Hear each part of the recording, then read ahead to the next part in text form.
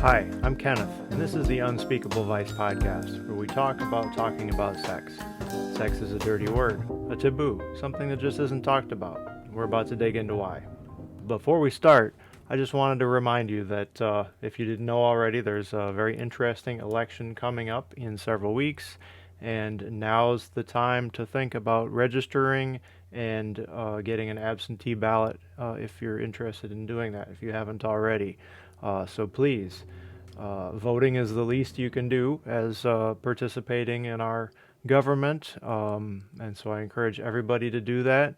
If you'd like more information on how to vote, either in person or by mail, you can go to ballotready.org. If you're not sure if you're registered or not, you can check that at headcount.org. Or if you'd like more information, there's also a phone number that I'll give you. It's 855-868-3311. That's 855-VOTE-311. So please make sure that you're registered and plan on voting either in person or through the mail. And yeah, definitely going to be an interesting election. So last week, I read a really interesting PhD dissertation by David Wall, who's at the University of Iowa. The dissertation was titled Speaking Through Silence, Narratives, Interaction, and the Construction of Sexual Selves. His study is based on an idea called symbolic interactionism. Symbolic interactionism basically is the theory that the labels and definitions we use to identify ourselves are constructed through a social process. It is our society as a whole that defines, for example, what it means to be male or gay or a virgin. And this is an ongoing process where meanings change. They are constantly being negotiated and renegotiated and understood in new and varying ways. We individuals are not passive recipients of these definitions. As part of society, we each individually participate in this process of creating meaning.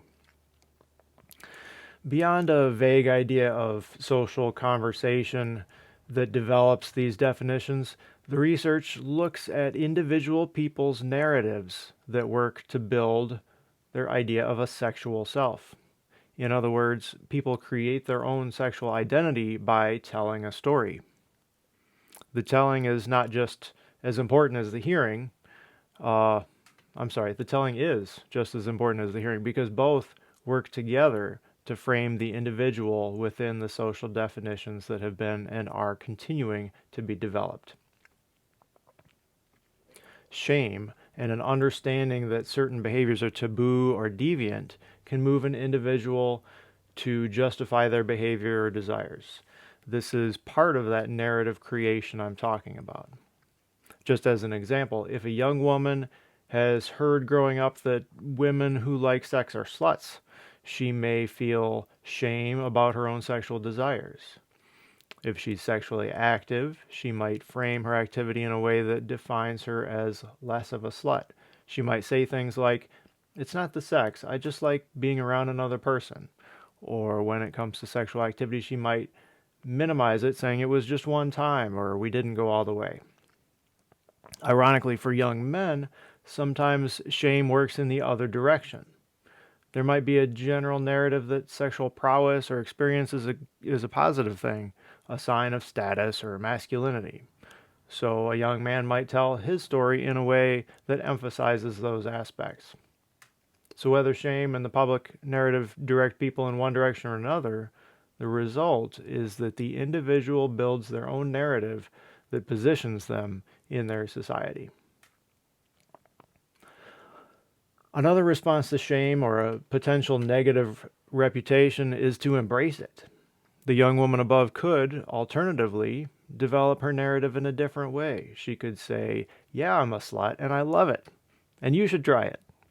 Taking pride in one's identity, or maybe even especially in the face of public shame, is often a successful way to navigate sexual stigma.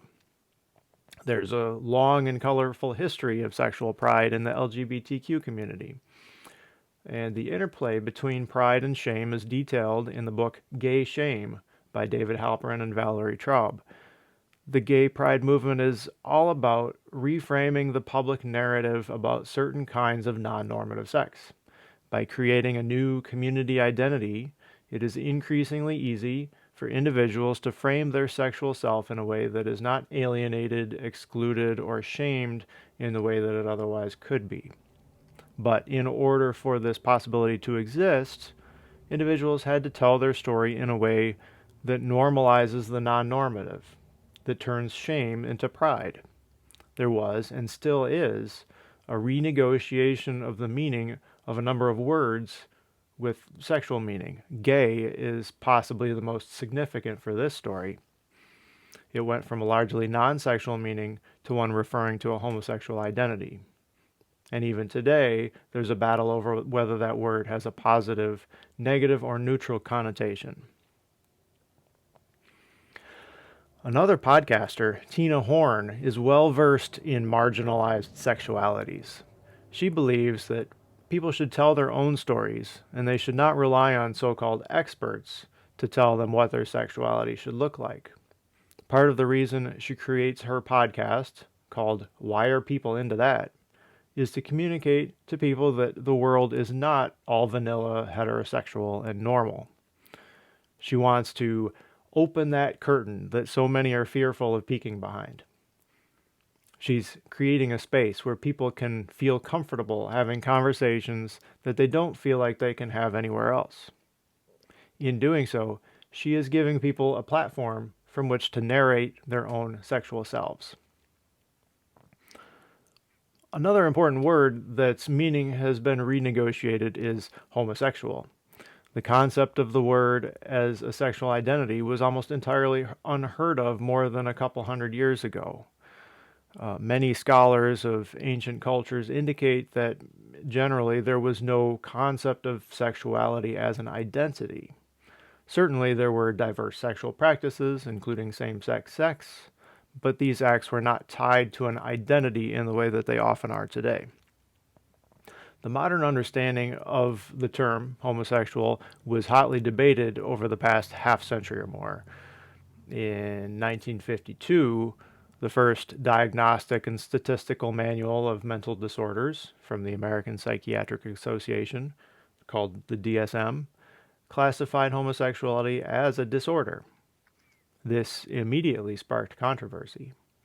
Researchers questioned whether homosexuality, whether talking about desires or acts, was truly abnormal or problematic, whether it was simply a natural variation in sexual desire and expression, or whether it was actually a disease or a disorder.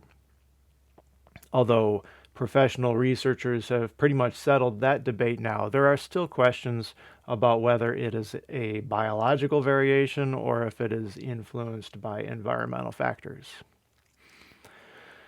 At the same time as this professional and academic debate was going on, the LGBTQ movement began in earnest, attempting to change public perception of homosexuality from choice or action to one of identity.